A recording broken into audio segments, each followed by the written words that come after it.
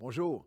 Aujourd'hui, dans l'Évangile de Jean, chapitre 5, Jésus pose une question qui peut nous sembler très particulière, surprenante à un homme malade depuis 38 ans. Veux-tu être guéri?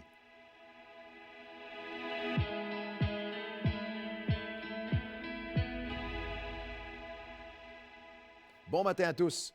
Nous allons plonger dans un texte qui est tellement puissant, dans Jean, le 5e chapitre, et on va lire les premiers versets, les versets 1 à 9 et le verset 14. Notre thème, la question de Jésus, non seulement à cet homme, mais à toi et moi, dans chaque sphère de nos vies, dans chaque saison de nos vies. Veux-tu être guéri? Jean chapitre 5, verset 1, après cela, il y eut une fête des Juifs et Jésus monta à Jérusalem. Or, à Jérusalem, près de la porte des brebis, il y a une piscine qui s'appelle en hébreu Bethesda, qui a 5 portiques. Et sous ces portiques étaient couchés un grand nombre de malades, des aveugles, des boiteux, des paralytiques qui attendaient le mouvement de l'eau, car un ange descendait de temps en temps dans la piscine et agitait l'eau. Et celui qui descendait le premier, après que l'eau ait été agitée, était guéri, quelle que fût sa maladie. Là se trouvait un homme malade depuis 38 ans. Jésus, l'ayant vu coucher et sachant qu'il était malade depuis longtemps, lui demanda, veux-tu être guéri? Le verset 7 de l'Évangile de Jean, 5e chapitre, le malade lui répondit, Seigneur, je n'ai personne pour me jeter dans la piscine quand l'eau est agitée, et pendant que j'y vais, un autre descend avant moi. Lève-toi, lui dit Jésus, prends ton lit et marche. Et aussitôt cet homme fut guéri, il prit son lit et marcha. Et au verset 14, depuis Jésus le trouva dans le temple et lui dit, voici, tu as été guéri. Ne pêche plus de peur qu'il t'arrive quelque chose de pire.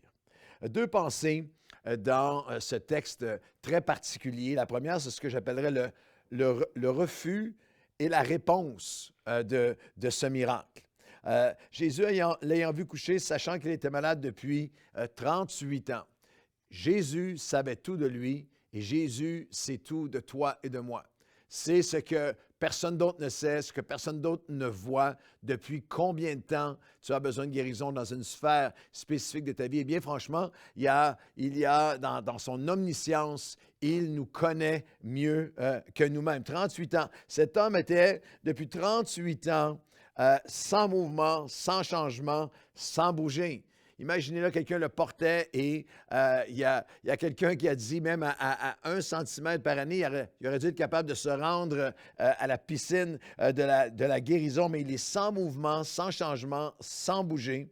Et Jésus lui pose une question qui peut sembler futile, à la limite incompréhensible, cruelle, alors que nous savons qu'il n'y a aucune cruauté en Christ, qui est passion incarnée, aucune insensibilité en lui. Mais pourtant, Jésus lui pose la question, veux-tu être guéri? Veux-tu être guéri? Pensez-y. Dans notre humanité, nous, on aurait le goût de dire, voyons, Jésus, pensez, à 38 ans dans un lieu de guérison et tu me demandes si je veux être guéri. Jésus sait que cet homme était devenu fonctionnel dans sa dysfonctionnalité. Il adressait quelque chose d'infiniment profond à lui, comme en nous aujourd'hui.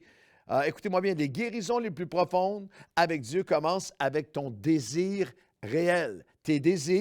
Ton désir déterminera ta destinée. Ton désir de guérir, s'il est authentique, va déterminer ta destinée, va déterminer la mesure de la gloire de Dieu que nous allons vivre. C'est la question absolue. Veux-tu réellement être guéri? Cet homme était devenu défini par sa souffrance. Elle lui permettait de dépendre des autres. Elle était un laissez-passer à vie de ne jamais avoir à prendre responsabilité, travailler ou quoi que ce soit d'autre. On s'occupe de lui maintenant, prendre responsabilité, entreprendre. Il était comme exempté de prendre le processus nécessaire, un processus immanquablement douloureux de changement et de guérison. Jésus lui demande, veux-tu être guéri? Et dans le grec original, c'est littéralement, on pourrait traduire la phrase, veux-tu que ta vie te soit redonnée? Veux-tu que ta vie te soit redonnée? Et toujours dans le grec original, il retrouva sa vie alors qu'il prit son lit et marchant. C'était en marchant. C'est une conjugaison d'actions progressives et graduelles. Le miracle vient en marchant.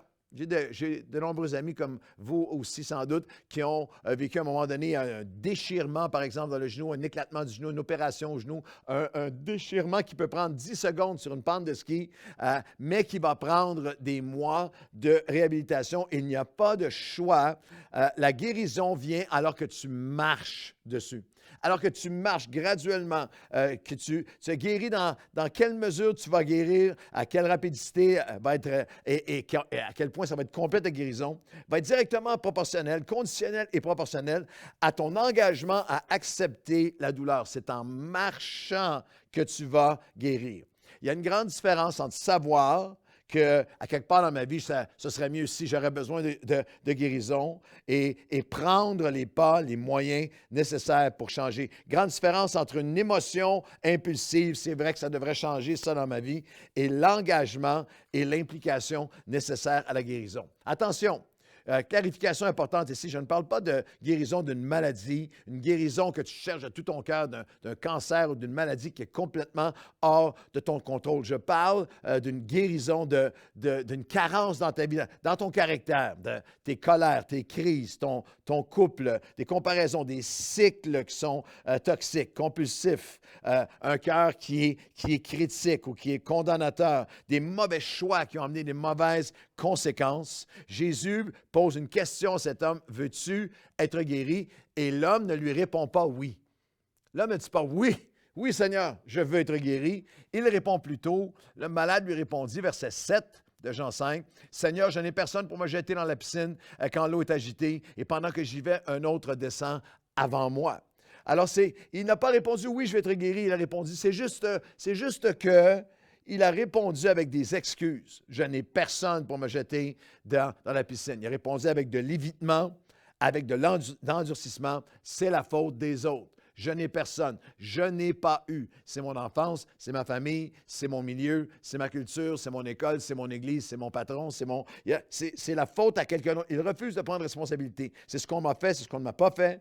Une réponse d'endurcissement et d'entourage, de limite, qui limite Dieu, limite ce que Dieu peut faire. Pensez-y, ça fait 38 ans qu'il parlait de sa maladie, qu'il parlait de ses souffrances, entouré de d'autres qui se valident et s'alimentent dans leur frustration, dans un cercle vicieux toxique de la victimisation. Et ça, c'est hyper présent dans notre société actuelle. Des médias sociaux qui s'enlisent dans la chambre des échos à toujours nourrir les frustrations, je disais, et le blâme sur d'autres, la victimisation, mais à un niveau absolu. Je lisais récemment une action collective qui a été prise dans un État américain par plusieurs milliers de personnes ensemble qui actionnent la compagnie McDonald's et qui actionnent à cause de leur embonpoint et à cause des maladies que leurs embonpoints ont causées parce qu'ils ont mangé trop de Big Mac. Et c'est la faute de McDonald's. Alors, il y a une dynamique de victimisation. Le refus, cet homme a répondu, cet homme était devenu confortable dans sa condition, il avait perdu le désir de vraiment guérir. Il se contentait de se rendre de façon routinière et religieuse au lieu où il y avait de la guérison, sans rechercher lui-même sa guérison. C'est la personne qui va à l'Église, écoute des prédications, connaît le langage, connaît tout, connaît le verset biblique, entend les témoignages, mais ne veut pas réellement aller chercher en Dieu par la repentance, par une reconnaissance, en avouant, en reconnaissant, en retranchant de leur vie ce qui doit l'être, d'aller chercher dans le Fils de Dieu ce que Dieu voudrait guérir en eux. C'est la personne qui dit « Je suis accoutumé, je me suis adapté à ce qui est malade et brisé en moi, plutôt que de vouloir changer. Je suis maintenant expert. » Il y a des personnes qui sont expertes dans l'Église à composer avec et à être complaisants avec ce qui est mal en eux. Ils mentent ou ils trompent, où il y a jalousie, il y a critique, il y a murmure, il y a amertume, il y a péché caché. Mais plutôt que d'en être libéré, j'ai appris à vivre avec. Plutôt que d'aller chercher, de confesser, de combattre et de changer pour l'aide surnaturelle de Christ, je choisis de le cacher. Je choisis de le couvrir. Plutôt que de me repentir, je résiste ou je suis résigné ou je rejette le blâme sur d'autres. Je rejette le blâme sur d'autres. Il y a un refus.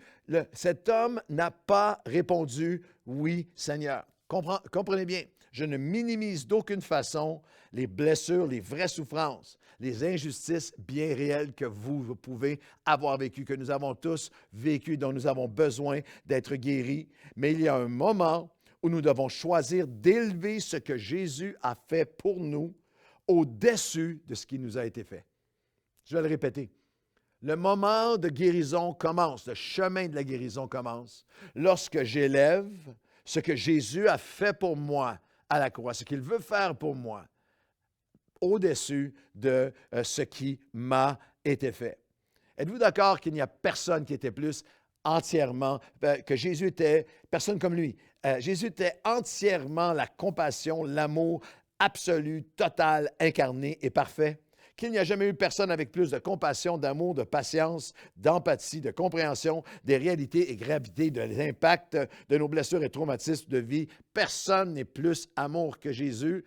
Écrivez Amen dans le chat ou dites Amen là où vous êtes. C'est lui. Maintenant, si on a établi que tout ce qu'il dit, tout ce qu'il fait est enraciné dans sa compassion absolue de vouloir guérir. Maintenant, regardez comment Jésus, dans son amour infini, a adressé le refus et les réponses toxiques de cet homme. Seigneur, je n'ai personne pour me jeter dans la piscine.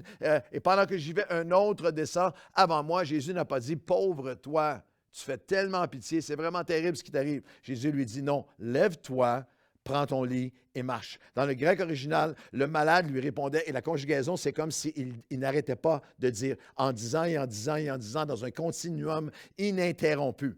Tous les pasteurs qui regardent ce café matinal ont déjà vécu cette réalité de tu es avec quelqu'un, tu es dans une rencontre pastorale, il y a un problème qui est là, et la personne, tu écoutes avec attention et compassion le problème, la blessure, ce qui est arrivé, est-ce que la personne perçoit comme une injustice, une souffrance, j'ai été maltraité, il est arrivé ça. Puis là, tu écoutes avec compassion, et là, tu lui donnes, tu veux lui donner, tu commences à lui parler, tu lui donnes, et voici ce que le Seigneur, et voici le chemin de la guérison, et voici comment Dieu, pour avoir la personne, après que tu as parlé, c'est comme si tu n'avais pas dit un mot. Elle continue. Et c'est ce qui se passait ici. Cet homme, quel que soit ce que Jésus disait, c'était un continuum. Continuait. Jésus lui pas. C'est pour ça que Jésus lui dit, veux-tu que je te redonne la vie? Et l'homme n'entend rien parce qu'il parle sans arrêt de sa souffrance, dans le blâme et la comparaison. Il n'y a personne. Et là, Jésus l'interrompt. Il lui dit, lève-toi. Prends ton lit.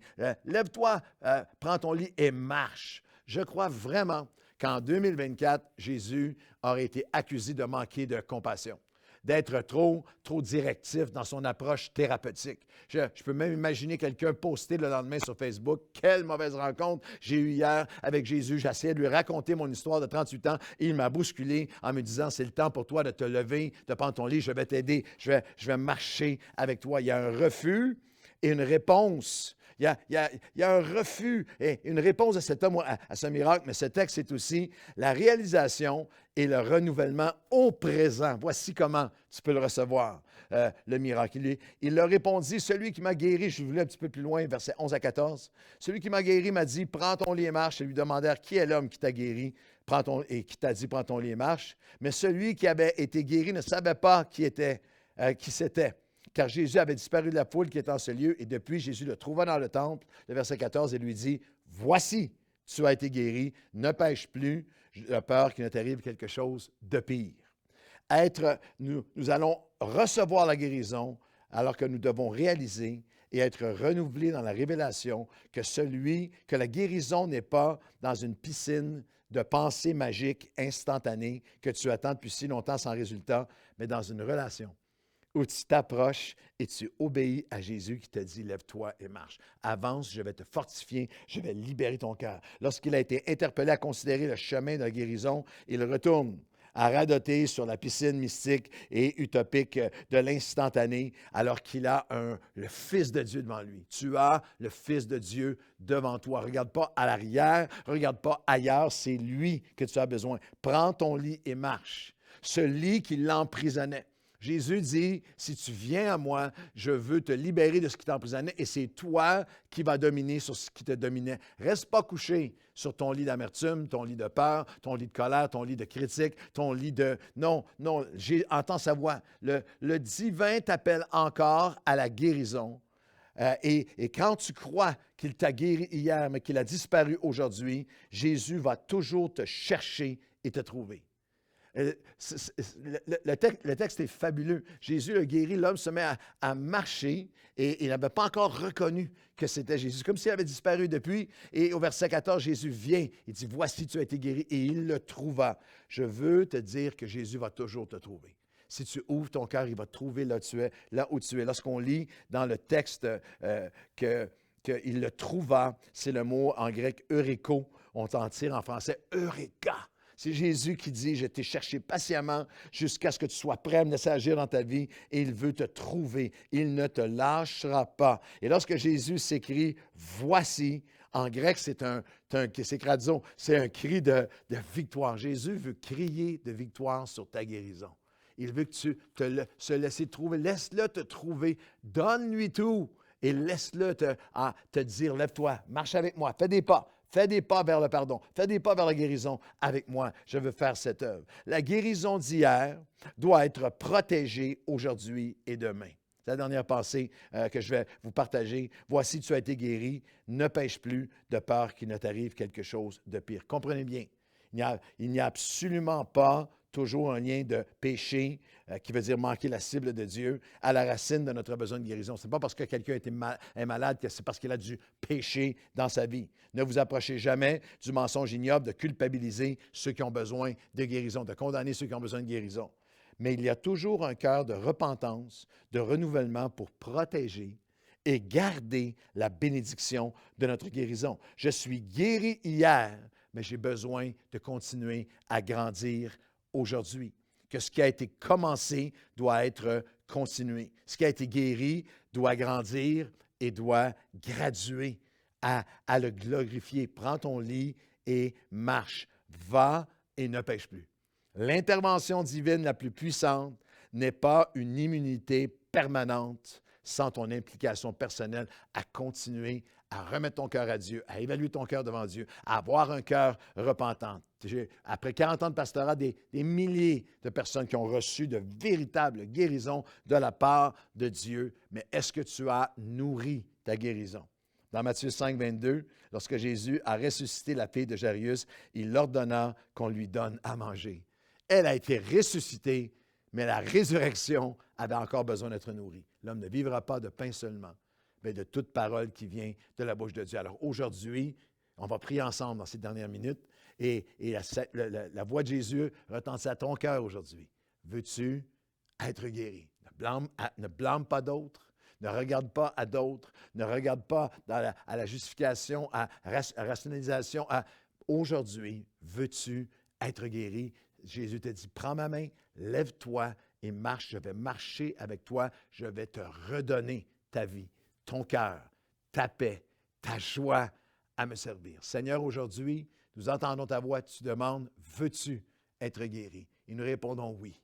Nous ne blâmerons pas d'autres, nous ne dirons pas, ce n'est pas moi, et peut-être que ça dure depuis 1 an, 1 mois, 6 mois, 38 ans, quel que soit le nombre d'années, tu es celui qui connaît tout de nous. Et même des choses de des années qui viennent encore nous affecter aujourd'hui. Alors viens faire ton œuvre en profondeur dans nos cœurs. Nous ne voulons pas nous habituer à quelque chose qui devrait être guéri en nous. Nous ne voulons pas couvrir, cacher. Tu dis dans ta parole que celui qui cache ou couvre son péché, son méfait, sa faute, trouvera le malheur. Mais celui qui la confesse et qui l'abandonne, celui qui entend la voix de Jésus qui dit « Lève-toi et marche » et qui fait les pas de repentance devant lui, tu vas toujours trouveras la miséricorde et la paix. Le psalmiste a dit « Parce que mon cœur est dans la vérité, je vois ta grâce devant mes yeux. » Alors, Seigneur, nous venons avec nos cœurs devant toi. Viens guérir ce qui a besoin d'être guéri en nous. Nous voulons être guéris. Nous allons trouver ta grâce. Tu vas nous redonner la joie de notre salut, la joie de te servir. Et nous allons marcher à travers cette douleur jusqu'à notre guérison. Dans le nom de Jésus. Amen et amen. Bonne journée à tous.